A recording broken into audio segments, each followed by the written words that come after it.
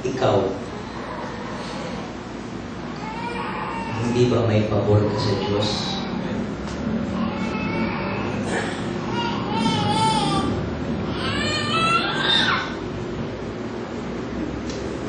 Salamat. Pabor ng Diyos. Kuya. Amen. Ang totoo, hindi naman po linig sa kaalaman ng iba yung kung aking pinagdaanan. Pero, unti-unti po na pumapasok sa akin yung pabor na nagbigay sa akin ng Diyos. Ako po yung kayo po'y galing sa ibang bansa. Naisip ko po kasi na, paano kung hindi po kami umuwi? Paano kung, ang totoo po kasi ang dahilan po ng aking biglang pag-uwi dito, ay natapos na po yung aking kontrata. Nirelease na po ako ng aking employer sa ibang bansa. Dahil ang ginagawa po namin ay metro, parang LRT. Natapos na po yung LRT, gumagana na, pinapatakbo na. So, nirelease na po ako ng amo ko na para makauwi na sa Pinas. Ang asawa ko po ay talagang nakaschedule na umuwi para manganak. Yung kanyang 7 months. 7 months na pagbubuntis. Nakita ko po yung pabor na akala ko, Lord, wala akong trabaho. Uwi akong Pinas. Wala. Nagbigay yung employer ko ng pera na natanggap. Napangiti ako kasi, saktong-sakto pala.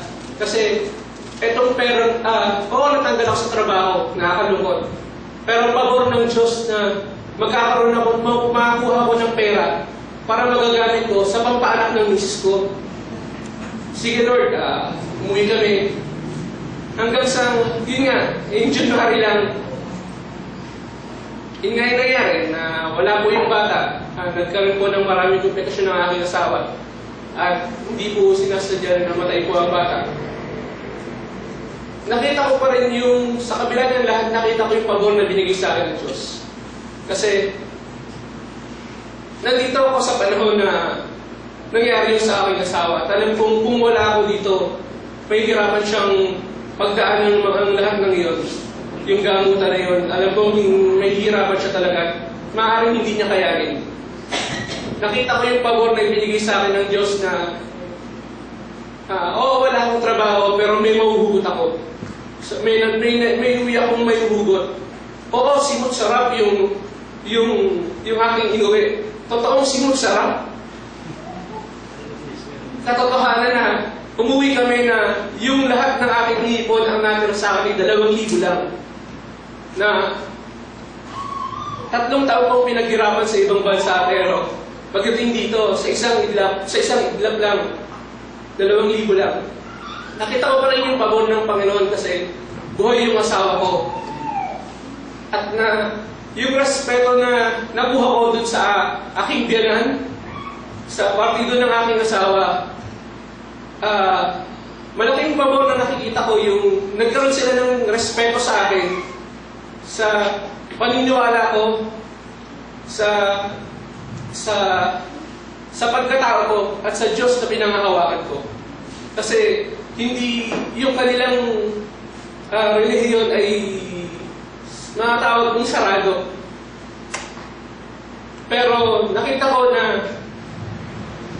kapag nasa decision regarding na may kinalaman sa relihiyon, nakita nila yung respeto sa pagdesisyon dahil alam nila na kung ano yung Diyos na meron ako. At nakita nila yung kapangyarihan ng Diyos na meron ako sa kabila ng lahat. At yung lakas na ibinigay sa akin ng Diyos ko at sa aming mag-asawa. Pabor ng Diyos. Ito yung nakikita mo kahit sa bagay na hindi maganda.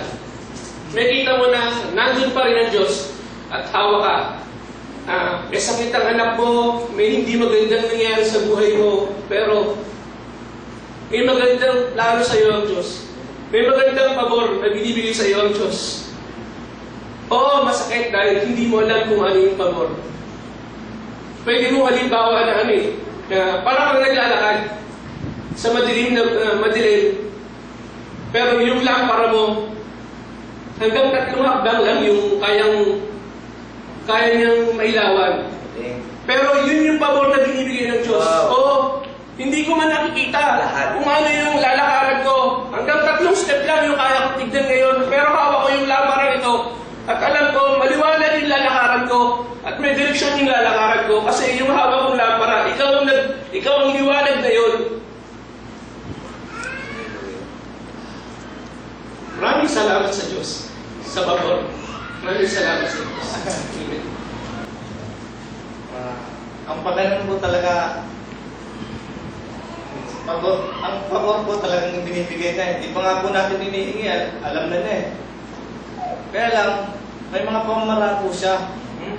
Kasi pwedeng, akala natin, meron na tayo. Sabi nga po niya, kung anong inakala natin meron na tayo, pwede niya gawin. Kaya lang, nung City Hall po, nag-donuts ako. So, nung gabi pa lang, pwede na ako umuwi. Sabi ko, attend ako ng donuts. Hanggang sa dala ko yung pera ko. Bago nga po ako umalis sa site sa Velasquez, pinag-pray ko pa po. Sabi ko, ganoon, sana itong pera na to magamit ko sa pamilya ko ng maayos. Hanggang sa, ang aga pa lang namin, nandito na kami dyan. Nandito na. 2:00 ng madaling araw. Sabi ko, Jeff, mag-burger muna tayo. Pagpunta namin doon, nunod ko yung 500. 7,000 yung pera ko eh. Hindi nga, bakit? Number ni Lord. Number ni Lord. 7,000. Hindi, yung number 7. Sige na, tuloy mo na. Wala kami. Yung sukli sa burger, nilagay ko sa bulsa ko. Tapos yung wallet ko, nilagay ko lang dito.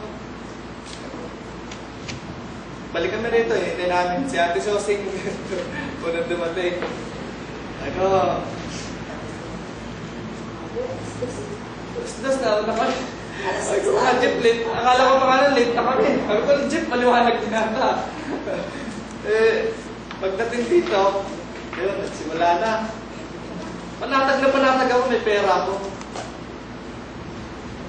Hanggang sa hindi pa kami nagsisimula ng donuts, sabi nga sa akin ni Tatay Jo, malungkot ang Pasko ngayon, ano? Hindi man ako nagsalita, pero sa kalooban ko, sabi ko, ako hindi. May pera ako eh. Ito lang sinabi sa'yo. Parang, ibang ano ko. Kala nahulog ka. Hindi ko alam. Tuloy-tuloy pa rin. Donuts pa rin. Nung matatapos na yung donut, tapos na. Kapagpaalam na kami, ko, gusto mo di ako ating bumas kasi Pasko. Kapiling ko yung pamilya ko. Pero yung talagang uwi ko po sa pamilya ko, 2 weeks. Pagka nakalampas yun, talagang wala na ako sa sarili kasi yun lang ang time ko sa pamilya ko. Niniis ko yung 3 weeks para sabi ko, Pasko. Medyo maganda. So, pala, pwede pala kunin ni Lord. Hindi, sinubukan ako ni Lord kung ako ba. Naglalakad ka po ako dyan, di ba, hinahanap ko yung pera ko, sabi ko, Lord, ganun. Eh kung gusto mag-tights, magsisimula na po ako mag-tights. Tapos pagduhod ko, wala. Hindi ko sinabi. Hanap lang ako. Naglakad ako, punta lang ako sa, nakasap ko si Lord. Tinatanong ko kung kalooban niya talaga yun. Pero wala, talagang pinaghirapan ko ng 3 weeks. Ganun na lang nangyari. Pero, ang pagod ni Lord, talagang, sabi nga ni Pastor, hindi ka uuwi ng walang pera. Salamat. Pero talagang nawala na ako sa sarili ka nun.